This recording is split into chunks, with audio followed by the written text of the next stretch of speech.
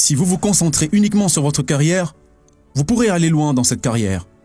Mais c'est une stratégie qu'une infime minorité d'hommes décide de suivre parce que c'est tout ce qu'ils font. Ils travaillent 70 heures, 80 heures par semaine et ils poursuivent leur carrière à 100%.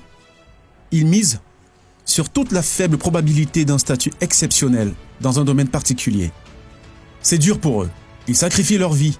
C'est très difficile pour eux d'avoir une famille. Ils ont du mal avec les activités loisirs, car ils deviennent très unidimensionnels. Maintenant, il se peut que l'unidimensionnalité, c'est le prix à payer pour devenir exceptionnel dans un domaine. D'accord ?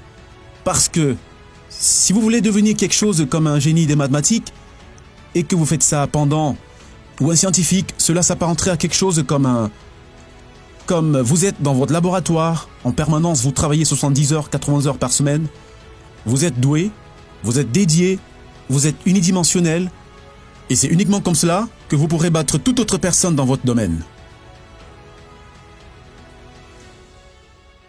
C'est le seul moyen. Mais le truc, c'est que vous ne faites rien d'autre. Maintenant, si vous adorez les sciences, vous avez cette concentration d'esprit, eh bien tout d'abord, vous êtes quelqu'un de rare. Deuxièmement, vous serez payé pour cela. Et ça vous octroie plus de pouvoir. Mais c'est risqué comme démarche parce que vous vous sacrifiez beaucoup pour ça. Vous savez, et je dirais que la plupart du temps, si ce que vous cherchez, c'est une vie saine, ce n'est pas ce qui vous conviendra. Vous passez plus de temps avec votre famille. Vous avez des choses que vous faites en dehors de votre travail, qui ont du sens et qui sont utiles, selon vous. Vous avez un réseau d'amis. Vous alternez entre ces 3 choses, entre ces 3 ou 4 choses, ce qui vous permet de rester relativement stable. Mais si une de ces choses s'effondre, vous savez, tout s'effondre. Maintenant, le prix à payer pour ça est que plus vous vous efforcez d'optimiser cet équilibre, moins vous avez des chances de devenir exceptionnel à une seule de ces choses. Vous savez, si vous considérez votre vie dans son ensemble, ça pourrait être une stratégie gagnante. Une des choses qu'a dit Carl Jung, et que j'aime vraiment, il pensait que les hommes recherchaient la perfection et les femmes recherchaient la plénitude. Donc, c'est 2 valeurs différentes. Et il y a quelque chose de différent au sommet de la hiérarchie de ces valeurs. Donc, la perfection serait de tout miser sur une chose et d'aspirer à un succès radical. Aujourd'hui, très peu d'hommes recherchent ça. Mais je vous parle des extrêmes, au moins en ce qui concerne les hommes qui le font. La perfection serait je veux une chose dans ma vie qui soit exploitée à 150%. Et la plénitude serait je veux que 5 choses dans ma vie qui soient exploitées à 80%. Alors, il y a beaucoup plus de richesse dans une vie où 5 choses fonctionnent à 80%, mais vous n'excellez à aucune de ces choses, contrairement à celui qui exploite une chose à 150%.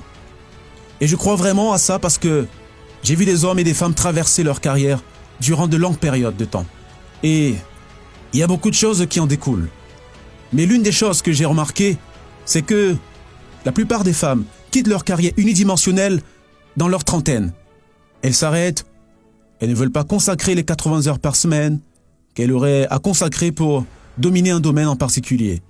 Et la raison pour laquelle elles décident de s'arrêter est qu'elles considèrent que cela n'en vaut pas la peine.